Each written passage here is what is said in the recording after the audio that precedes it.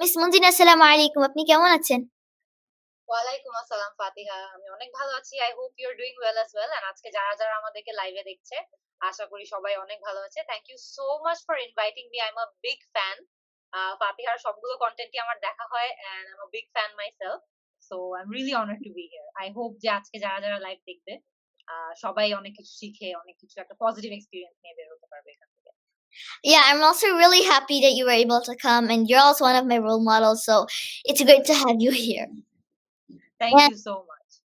yeah, as you know, আজকে আমরা কথা বলবো about the English language arts, and we'll deeply focus in reading, writing, speaking, and presentation skills. তো এই যে ছোটবেলা থেকে তুমি যে প্র্যাকটিস করছো, যে যখন তোমার কিছু একটা দরকার হয় তুমি ওটা স্টেটমেন্ট অফ পারপাস লিখে তোমার প্যারেন্টস এর কাছে দাও। আই থিঙ্ক এটা তোমার পুরো রাইটিং এর যে স্ট্রাকচারটা আছে সেটাকে আরো অনেক বেশি ইমপ্রুভ করবে।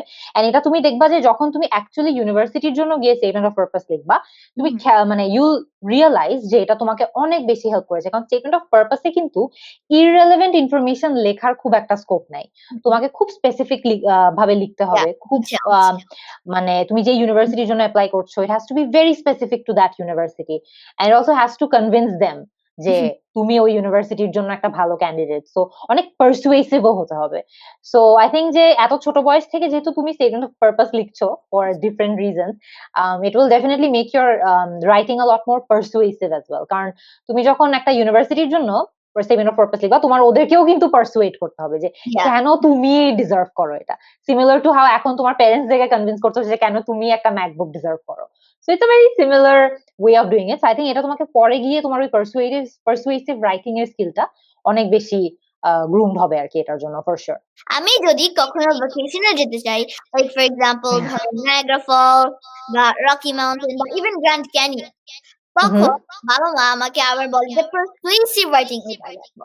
আগে ছিল statement of purpose, এখন হচ্ছে persuasive writing লেখো। হ্যাঁ। তো লিখতে বলে যে এইটা ওখানে গিয়ে কি দেখবা এবং কেন দেখতে চাও, এবং এটা কিভাবে তোমাকে বেনিফিট করবে।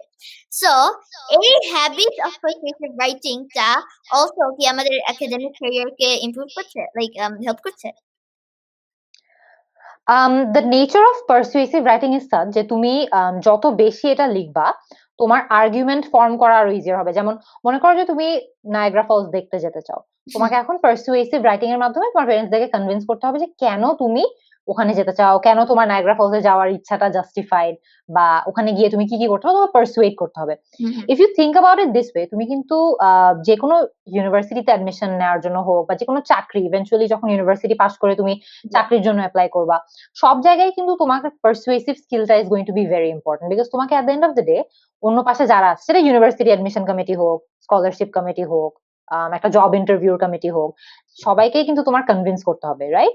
যে তুমি ওই প্রোগ্রামটার জন্য বা তুমি ওই জবটার জন্য বা তুমি ওই স্কলারশিপটার জন্য একটা বেস্ট ক্যান্ডিডেট, তাই না? সো পারসুয়েট করতে হবে।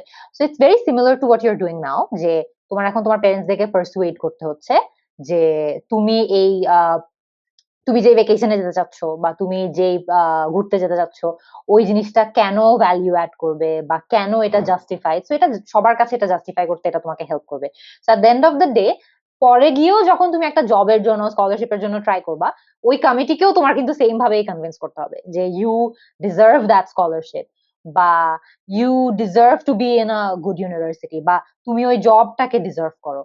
সো ওই পারসুয়েসিভ স্কিলটা কিন্তু তোমাকে লাইফের অনেক জায়গায় হেল্প করবে, not just getting to go into a vacation, but অনেক ধরনের অপরচুনিটি, বা যখন মানুষজনের কাছে তোমার স্কিল গুলোকে সেল করতে হবে, তখন কিন্তু তুমি অনেক ভালো করেই ওদেরকে পারসুয়েট করতে পারবা, যদি এত ছোট বয়স থেকেই তোমার ওই পারসুয়েসিভ রাইটিং এর বা পারসুয়েসিভ কনভারসেশন করার স্কিলটা থাকে। আচ্ছা, সো আমি ডিসার্টেশনের টপিকটা দিয়ে শুরু করি।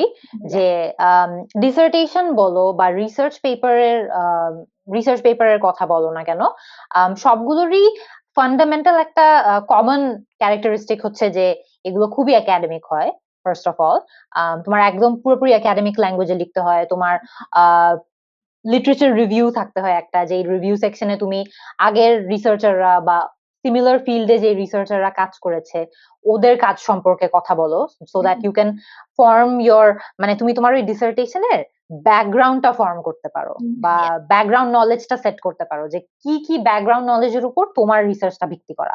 সো অনেক ধরনের অন্য রিসার্চারদের কাজ কিন্তু পড়তে হয়, যে একটা ডিসার্টেশন লেখার সময় শুধু কিন্তু লিখতে বসে গেলেই হয় না, তুমি ওই ফিল্ডে যারা যারা কাজ করছে ওদের রিসার্চ সম্পর্কে পড়তে হয়, ওদের রিসার্চ গুলো সাইট করতে হয় লিটারেচার রিভিউ রেডি করার ক্ষেত্রে।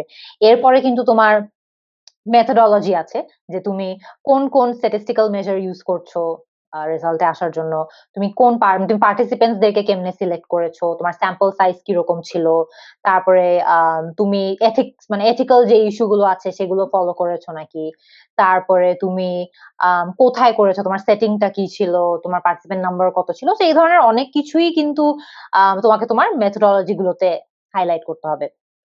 এরপরে অফকোর্স তুমি কিভাবে তোমার যেই ফাইন্ডিং গুলো আছে, যে তুমি এতগুলো রিসার্চ করে তোমার ডিসার্টেশনের মাধ্যমে রিসার্চ করে তুমি কিভাবে সেই ফাইন্ডিং গুলোতে আসলে সেগুলো নিয়ে বর্ণনা করতে হবে। তারপরে অফকোর্স ডিসকাশন সেকশন আছে, যে তুমি যেই ফাইন্ডিং গুলো পেলে ওই ফাইন্ডিং গুলোকে তুমি যখন ওগুলো নিয়ে যখন আলোচনা করো বা ওই জিনিসগুলোকে যখন অ্যানালাইজ করো, ওইটাই কিন্তু তোমার ডিসকাশন সেকশনটাতে যায়।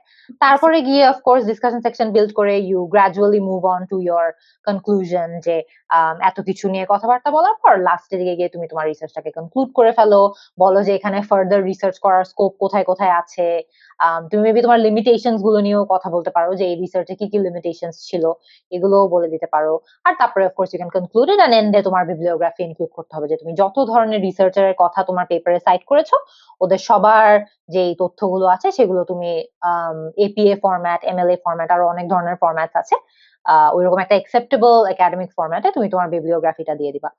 So that's like the outline of the dissertation, and I think the same will apply যেটা আমরা যদি একটা রিসার্চ পেপার লিখতে চাই বা একটা মাস্টার্স এর সময় যদি একটা থিসিস করতে চাই বা আন্ডার গ্রাজুয়েটের সময় একটা থিসিস পেপার লিখতে চাই, কাইন্ড অফ এই ধরনের রুলস গুলোই সবগুলোর জন্যই অ্যাপ্লাই করে আর কি। I totally agree with you. That sounds like a lot of things, but if we try our best, if I try my best, I think I'll be able to write those. Inshallah. Definitely. Yeah. You had to do that too when you admitted into Oxford University, right?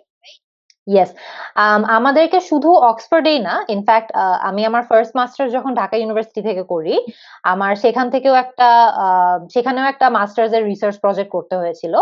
So ওইখানে থেকেই আমি মোটামুটি একটা মানে thankfully because ওটা ছিল as part of our course work, আমি ওখান থেকেই মোটামুটি শিখতে পারি যে কিভাবে একটা রিসার্চ পেপার লিখতে হয়, কিভাবে রিসার্চ করতে হয়। আর অক্সফোর্ডের একটা অনেক মেজর কম্পোনেন্ট হচ্ছে ওদের ডিসার্টেশনটা, যেটা হচ্ছে আমাদের একদম লাস্ট সেমেস্টারে গিয়ে করতে হবে। সেটা হচ্ছে যে আমি একটা চোজেন টপিকের উপর বেস করে আমি একটা ডিসার্টেশন করতে হবে আমাকে। সো ওখানেও আমাকে পুরো একটা এক্সটেন্সিভ রিসার্চ পেপারই লিখতে হবে, which will be counted towards my dissertation. আমি একটা নন ফিকশন পাবলিকেশন করতে চাই। সো যেখানে লেখা থাকবে about child abuse, gender discrimination এবং domestic violence, এইসব বিষয় কিভাবে আমাদের গ্লোবাল চাইল্ডহুড ক্রাইসিস কজ করছে। কিন্তু আমি এখন পর্যন্ত রিডিং ম্যাটেরিয়াল জোগাড়ই করতে পারি না। I don't even know what to start with. So আমি বুঝতে পারছি না আসলে। তো আমি কিভাবে স্টার্ট করতে পারি? Like how can I get ready? How can I start reading for a publication?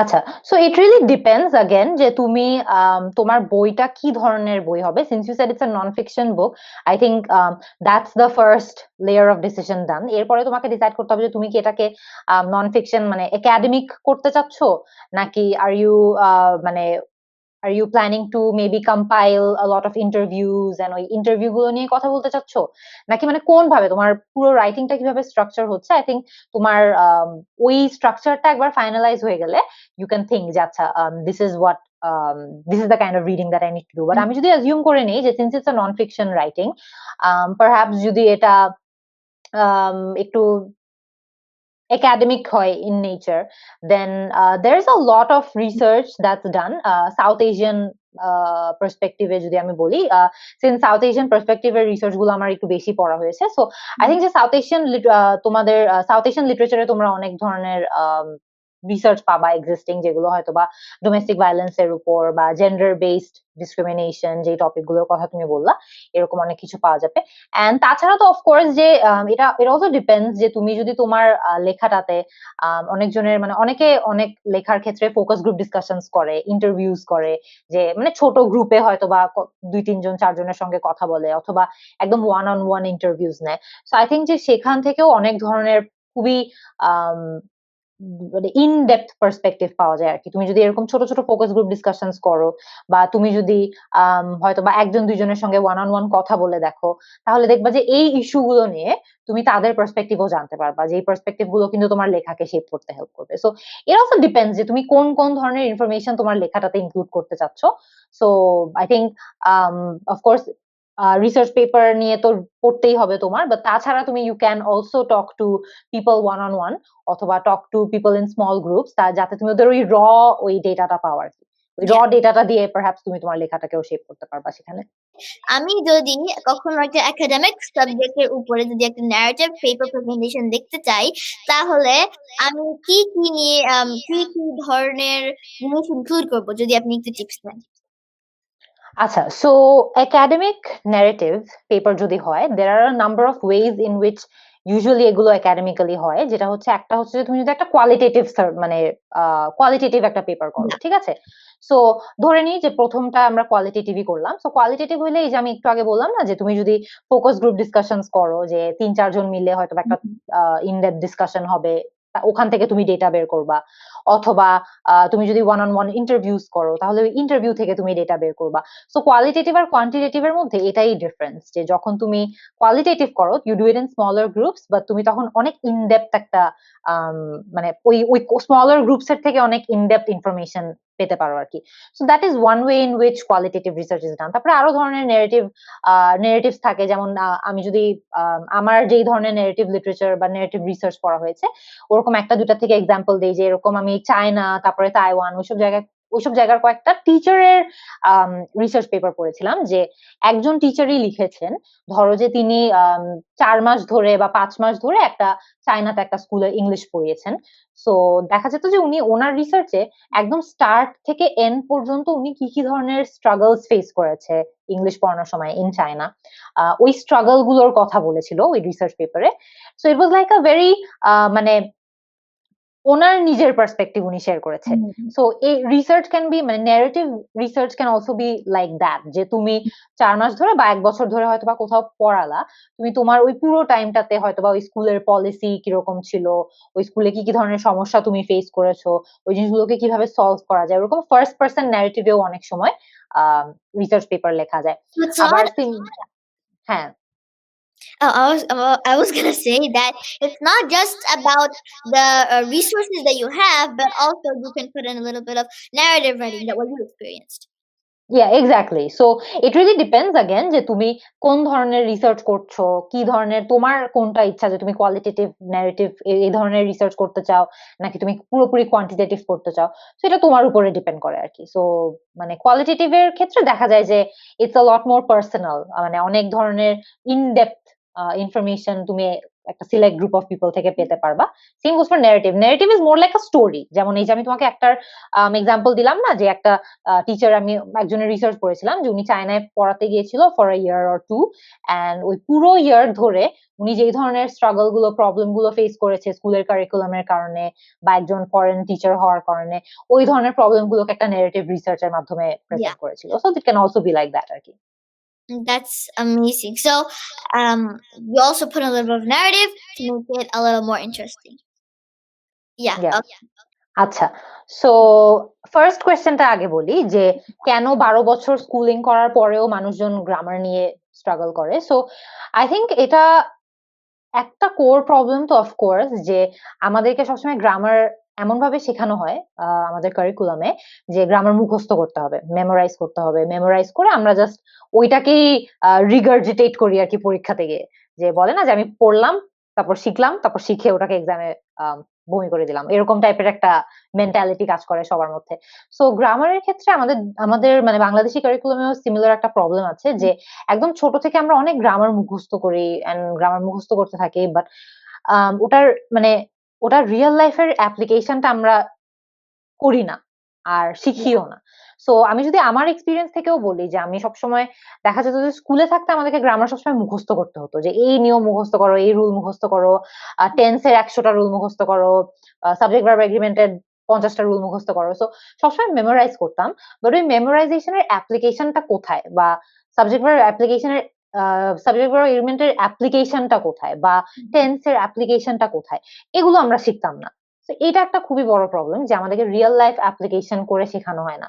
And আরেকটা জিনিস যেটা ওভারঅল ইংলিশের জন্যই অ্যাপ্লিকেবল, শুধু গ্রামারের জন্য না, যে কেন 12 বছর ইংলিশ শেখার পরেও আমরা ম্যাক্সিমামই ইংলিশ পারি না, এটার একটা মেইন কারণ হচ্ছে যে আম, আমাদের যেই এডুকেশন সিস্টেমটা আছে সেখানে কিন্তু ইংলিশ রাইটিং এর উপর বা ইংলিশ স্পিকিং এর উপর খুবই কম গুরুত্ব দেওয়া হয়, লিসনিং এর উপরেও খুবই কম গুরুত্ব দেওয়া হয়। গ্রামারের উপর আমরা অনেক এমফাসাইজ করি, বাট আমাদের যে লিসনিং স্কিলস আছে, স্পিকিং স্কিল আছে, রাইটিং স্কিল আছে, এগুলো in most major exams of Bangladesh, ওই এক্সাম গুলোতে কিন্তু টেস্টই করা হয় না যে তোমার ইংলিশ স্পিকিং কিরকম, লিসনিং কিরকম, রাইটিং কিরকম, ইটস নেভার টেস্টেড। সো এমন একটা জিনিস যেটা টেস্ট করা হয় না, সেই মানে সেই জিনিসগুলো মানুষজন এনথুজিয়াজম নিয়ে বা মোটিভেশন নিয়ে কেনই বা শিখবে। দেখা যায় যে আমরা পুরো স্কুল লাইফ ধরে ঠিকই ইংলিশ মুখস্থ করছি, কিন্তু আমাদের মধ্যে ওই মোটিভেশনটা নেই যে আমরা ইংলিশে ভালো করবো, কারণ আমরা জানি যে এটা শেষমেশ পরীক্ষাতে গিয়ে তো এটা টেস্ট করবে না কেউ, Yeah. যে ইংলিশে আমি স্পিক করতে পারি না কিনা। এই জন্যই দেখা যায় যে পুরো স্কুল লাইফ ধরে আমরা ঠিকই ভালো করি, বাট ইউনিভার্সিটিতে গিয়ে যখন হঠাৎ করে ইংলিশে কথা বলতে হয়, ভাইভা দিতে হয় বা প্রেজেন্টেশন দিতে হয় বা একটা জব ইন্টারভিউতে গিয়ে ইংলিশে কথা বলতে হয়, তখন গিয়ে কিন্তু এই যে স্টুডেন্টরা সারা জীবন ধরে ইংলিশে পড়লো, তারা গিয়ে ইংলিশে একটা ওয়ার্ডও ঠিক মতো বলতে পারে না, বা গ্রামার নিয়ে স্ট্রাগল করে বা প্রোনাউন্সিয়েশন নিয়ে স্ট্রাগল করে। So that's a problem. তো এটা নিয়ে আসলে স্কুল থেকেই শুরু করা উচিত চর্চা করা, বিকজ ইভেন ইফ এটা আমাদের এক্সামে না আসে, এটা কিন্তু ইভেন্চুয়ালি ইউনিভার্সিটিতে গিয়ে লাগে, চাকরিতে গিয়ে লাগে। So Yeah. I think Yeah. যে স্কুলে গিয়ে ইট শুড বি সামথিং যেটা স্কুল থেকেই অ্যাসেস করা উচিত, প্র্যাকটিস করানো উচিত। And as far as the second question goes, আমি ইংলিশ গ্রামারও পড়াই। ইনফ্যাক্ট আমি এখন ইংলিশ গ্রামারের ভিডিওস রেডি করছি, so hopefully soon I will be sharing them as well. And আমার প্ল্যানও আছে যে আগামী বছর সামটাইম ইংলিশ গ্রামারেরও একটা কোর্স বের করা। সো ইয়া, আই থিঙ্ক যে আমার ইংলিশ গ্রামার পড়ানোর নিয়মটাও I always try to make it so যে রিয়েল লাইফে কিভাবে আমাদের ওই গ্রামারের রুলস গুলা অ্যাপ্লাই করা যায় বা রিয়েল লাইফ ইমপ্লিমেন্টেশন গুলো কোথায়, সেগুলোর মাধ্যমেই শেখানোর চেষ্টা করি, ইনস্টেড অফ যে এটা মেমোরাইজ করো, ওটা মেমোরাইজ করো। কারণ মেমোরাইজ করে আসলে কিছু মনে থাকে না, দ্যাটস দ্য প্রবলেম, যে আমরা অনেক মেমোরাইজ করি but we end up forgetting most of it আর কি। যখন একটা পাবলিক লাইব্রেরিতে যাই বা অনলাইন লাইব্রেরিতে বা কোনো স্কুল লাইব্রেরিতে যাই ইভেন, তখন আমাদের জন্য একটা রেকমেন্ডেড রিডিং লিস্ট থাকে, এবং sometimes that's based on our age group and sometimes it's also based on our interest. So যদি আমরা রেকমেন্ডেড রিডিং লিস্ট থেকে আমরা বই চুজ করি, তাহলে আমাদেরকে এমনিতেই র্যান্ডম করে বই চুজ করতে হবে না, এবং আমরা লেস টাইম নিতে পারবো অ্যাবাউট যে কোন বই পিক করব, কোন বই রিড করব, সেটা আমাদের টাইমটাকে লেস করে দেয়।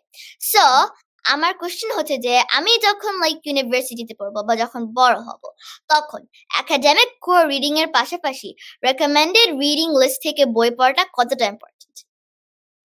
That's a very, very good question, Faatiha. And I'm glad যে তুমি এত ছোট বয়সে you're already thinking about whether ইউনিভার্সিটিতে উঠে তোমার recommended reading list পড়া উচিত নাকি না। It really depends একজন মানুষের গোল কি, এম কি। কারণ আমরা যদি এম করে থাকি যে আমরা মোটামুটি একটা পাসিং গ্রেড নিয়ে বের হতে চাই, তাহলে we can definitely read the core reading, যেগুলো একদম মেইন রিডিং থাকে, সেগুলো রিডিং পড়ে মোটামুটি একটা ইউনিভার্সিটিতে আই এম প্রিটি শিওর যে পাস করে বের হয়ে যাওয়া যায়।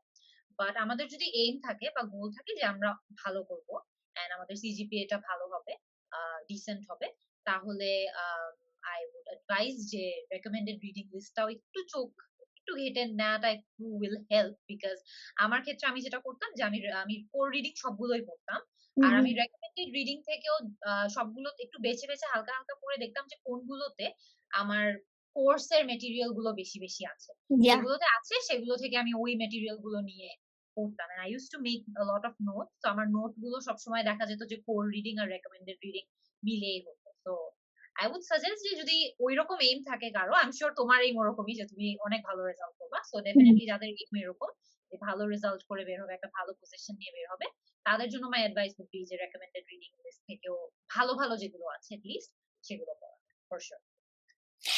আসলে আমাদের স্কুলে যা হয় সামটাইমস, আমরা যেহেতু এখন অনলাইন স্কুল করছি, আমাদেরকে লাইক একটা অনলাইন লাইব্রেরি ওয়েবসাইট দেয়, এবং একবার আমি একটা বই পড়েছিলাম, তাই জন্য তারা আমাকে কয়েকটা রেকমেন্ডেড রিডিং বই দিয়েছে। ওগুলো পড়লাম, দেখি আসলেই ভাল লাগে। So it's really great. আচ্ছা, ডেফিনেটলি আর শিখারও অনেক স্কোপ থাকে। সো মানে যদি রেজাল্ট ভালো করা এইম হয়ে থাকে তাহলে রেকমেন্ডেড রিডিং লিস্টটা থেকে পড়লে টিচারদেরকেও ইমপ্রেস করা যায় আর কি। মানে of course, টিচার্সও দে গেট ভেরি হ্যাপি যে আচ্ছা এই স্টুডেন্টটা তো অনেক এক্সট্রা কষ্ট করছে, so that will help get better marks as well. I totally agree with you. Okay, আমার নেক্সট কোয়েশ্চেন হচ্ছে যে বাসায় আমাদের 3 ধরনের জার্নাল বা ম্যাগাজিন রাখা হয়। একটা হচ্ছে টাইম ম্যাগাজিন, আরেকটা হচ্ছে রিডার্স ডাইজেস্ট, এবং আরেকটা হচ্ছে ন্যাশনাল জিওগ্রাফিক্স। আব্বু আম্মু আমাকে সবসময় বলে যে ক্লাসিক্যাল বইগুলা হচ্ছে টাইমলেস, কিন্তু জার্নাল গুলা হচ্ছে কন্টেম্পোরারি, বা সমসাময়িক। আমরা যদি কোনো ক্লাইমেট ইস্যু নিয়ে পড়তে চাই, বা টেকনোলজিক্যাল অ্যাডভান্সমেন্ট নিয়ে পড়তে চাই, বা পলিটিক্যাল ম্যাটার নিয়ে পড়তে চাই, a journal has no alternative. So আমার 2টা কোয়েশ্চেন আছে। প্রথম কোয়েশ্চেন যে এই জার্নালগুলা তাহলে কেন ইম্পর্টেন্ট, এবং সেকেন্ড কোয়েশ্চেন যে আমি যদি জার্নালে কোনো ফিচার লিখতে চাই তাহলে আমি কি স্ট্রাকচার ফলো করতে পারি in writing. Okay, so first এটা আগে অ্যানসার করি যে why is জার্নাল ইম্পর্টেন্ট, অথবা কেন জার্নাল পড়লে এটা কারো লাইফে কত ভ্যালু অ্যাড করতে পারে। সো ইট অলসো ডিপেন্ডস যে আমরা কোন ফিল্ড থেকে আসছি। যেমন আমি যদি সায়েন্টিফিক জার্নালস এর কথা ফার্স্টে বলি, যে একজন যদি সায়েন্সের ফিল্ডে থাকেন, সে টেকনোলজি অথবা সায়েন্সের অ্যাডভান্সমেন্ট কোথায় কি কি হচ্ছে নতুন এগুলো জানতে চায় বা এগুলো নিয়ে আপডেটেড থাকতে চায়, তাহলে journals are very reliable and a credible place. কারণ ওই জায়গাগুলোতে সাধারণত যেই ধরনের লেখাগুলো যায় সেগুলো অনেক ধরনের টেস্টিং, অনেক ধরনের ক্রেডিবিলিটি টেস্টিং পার করেই পাবলিশড হয়। So whatever article that you might find in a very reputable journal, এটা মানে এমফাসাইজ করতে চাই, কারণ মানে অনেক টাইপেরই জার্নাল থাকে। বাট আমরা যদি রেপুটেবল জার্নাল গুলোর কথা বলি, তাহলে সেখানে যে রাইট আপ গুলো থাকবে বা সেখানে যে পাবলিশড আর্টিকেল গুলো থাকবে, পেপার গুলো থাকবে, সেগুলো অনেক ক্রেডিবল হবে। তুমি জানো যে এগুলো অনেক ধরনের টেস্টিং পার হয়েছে, অনেক ধরনের অনেকভাবে ওগুলোর ভ্যালিডিটি প্রমাণ করা হয়েছে, রিলায়েবিলিটি প্রমাণ করা হয়েছে। সো তুমি ওখানে যেগুলো ইনফরমেশন পাবে সেগুলো অ্যাকুরেট হওয়ার চান্সেস অনেক বেশি। সো তুমি যদি ওইরকম একটা ফিল্ডে থেকে থাকো যেখানে তুমি মনে করো তুমি সায়েন্স নিয়ে পড়াশোনা করছো, বা যে কোনো একটা ফিল্ডে আছো যেখানে রিসার্চের গুরুত্বটা অনেক বেশি, ইম্পর্টেন্সটা অনেক বেশি, সেখানে কিন্তু জার্নাল থেকেই তুমি যদি জার্নালের ইনফরমেশনের উপরেই বেশি রিলাই করো, you are more likely to find information যেটা রিলায়েবল হবে, অ্যাকুরেট হবে, সত্য হবে। বিকজ আজকাল উই অল নো যে ইন্টারনেট এত বড় একটা space, a lot of the things we find on the internet might not even be accurate, কারণ সেগুলো হয়তো বা সত্য নাকি না আমরা সেটাও যাচাই করতে পারবো না। So journals are a great place যেখান থেকে তুমি এমন কিছু তথ্য পাবে যেগুলো সত্য হওয়ার চান্সেস বেশি, রিলায়েবল, ক্রেডিবল হওয়ার চান্সেস বেশি। অ্যান্ড সেকেন্ড কোয়েশ্চেনটা যদি অ্যান্সার করতে চাই যে কিভাবে মানে কিভাবে লিখলে জার্নালসে আমি আমার লেখা পৌঁছাতে পারবো, সো এটা ডিপেন্ড করে আগেন যে কোন ধরনের জার্নাল এটা। এটা যদি একটা রিসার্চ বেসড জার্নাল হয়ে থাকে তাহলে অফকোর্স যে আমরা যেই মেটেরিয়ালটা সাবমিট করছি সেই মেটেরিয়ালটা has to be very academic in nature, অনেক একাডেমিক ভাবে লিখতে হবে, অনেক ধরনের স্ট্যাটিস্টিক্যাল প্রসিজার্স মেনটেন করে লিখতে হবে। যে দেখা যায় যে এই ধরনের জার্নালসে আমরা যে ধরনের লেখাগুলো দেই সেগুলো অনেক স্ট্যাটিস্টিক্যাল টেস্টিং এর মাধ্যমে ওগুলোর অ্যাকুরেসি প্রমাণ করা হয়, বা রেজাল্ট গুলো অনেক স্ট্যাটিস্টিক্যাল টেস্টিং এর মাধ্যমে হয়ে আসে। সো ওই ধরনের একটা স্ট্যাটিস্টিক্যাল ব্যাকিংও থাকতে হবে, and of course it has to be academic, it has to be referenced. দেখা যায় যে আমরা যখন এই জার্নালের জন্য লিখি আমাদের লেখাগুলোকে অনেক ধরনের এক্সিস্টিং রিসার্চের সঙ্গে রিলেট করতে হয়। সো এক্সিস্টিং রিসার্চ গুলোকে রেফারেন্স করতে হয়, প্রপার বিবলিওগ্রাফি মেনটেন করতে হয়। সো এই জিনিসগুলো অনেক ইম্পর্টেন্ট হয় আর কি whenever you are trying to get published একটা জার্নালে। তোমার পাবলিকেশনটাকে অনেক ধরনের রেফারেন্সেস থাকতে হবে, অনেক লিটারেচারের সঙ্গে রিলেট করতে হবে, তারপরে প্রিভিয়াস রিসার্চের সাথে রিলেট করতে হবে, একাডেমিক হতে হবে, তারপরে তোমার যে মেথড গুলা তুমি ফলো করেছো সেগুলো অনেক রিলায়েবল স্ট্যাটিস্টিক্যাল মেথোডোলজি ফলো করে করতে হবে। So this are just to name a few. তাছাড়াও তো অফকোর্স যত লিখবো আমরা আরো অনেক ধরনের ওয়েতে লেখাটাকে আরো অনেক রিলায়েবল বানানো যাবে, but this are like the broader aspects of it আর কি। It's going to improve our skills. Definitely. Research is something jeta I would honestly advise, because আমাদের দেশে রিসার্চে এমফেসিস, বাংলাদেশে রিসার্চের এমফেসিস অনেক কম হয়। সো রিসার্চ ইজ সামথিং যেটা বাইরের সব দেশে it helps you advance your knowledge. So তুমি যেই এরিয়াতেই কাজ করো না কেন, তুমি যতদিন না ওটার উপর রিসার্চ করবা, তুমি কিন্তু তোমার নলেজটাকে ওই এরিয়াতে বাড়াতে পারবা না। So research is very important, যেই নলেজ বৃদ্ধির জন্য, আমাদের একটা নির্দিষ্ট একটা এরিয়া নিয়ে আমাদের নলেজ বাড়ানোর জন্য। সো ওইটার জন্য রিসার্চটা অনেক দরকার আর কি। এটা ডেফিনেটলি অনেক বেশি হেল্প করবে, কারণ this is exactly what I did আমার ঢাকা ইউনিভার্সিটিতে আমি যখন মাস্টার্স করছিলাম। This is exactly what I did as well, because again অনেকগুলো রিজন আছে। একটা হচ্ছে যে আমরা যদি একটা সোর্স থেকেই শুধু পড়ি, তাহলে আমি যদি রেজাল্টের পার্সপেক্টিভেই কথা বলি, যে আমি যদি একটা সোর্স থেকেই পড়ি, ওই একটা সোর্স থেকে আমার ক্লাসে আরো 50 জনও পড়বে, so it doesn't set you apart. So তুমি যদি তোমার অ্যান্সারকে বা তোমার যে স্ক্রিপ্ট আছে সেটাকে যদি অন্যদের থেকে একটু ভিন্ন করে তুলতে চাও, ইউনিক করে তুলতে চাও, তোমাকে আরো অনেক লেখা পড়তে হবে যেগুলো অন্যরা পড়েনি। So this is number one. Number two হচ্ছে যে যখন তুমি অনেক ধরনের সোর্সেস থেকে লিখো, তোমার অ্যান্সারটা অনেক এনরিচড হয়ে যাবে। তাহলে দেখা যায় যে একটা বই থেকে তুমি হয়তো বা হাইয়েস্ট একটা লেখকের বা একটা রিসার্চারের বা দুইটা রিসার্চারের পার্সপেক্টিভটা পাবা বা দৃষ্টিভঙ্গিটা পাবা। তুমি কিন্তু যত বেশি পড়বা বা যত বেশি সোর্সেস থেকে তোমার নোট গুলো করবা, তুমি অনেক ধরনের রিসার্চারের পার্সপেক্টিভ জানতে পারবা। বা অনেক ধরনের দেখা যায় যে অনেক সময় এটাও হয় যে কিছু বইয়ে অনেক রিসেন্ট রিসার্চের তথ্যও পাওয়া যায়, যে বিগত কয়েক বছরের মধ্যে রিসার্চ হয়েছে, সো রিসেন্ট তথ্যও পাওয়া যায়।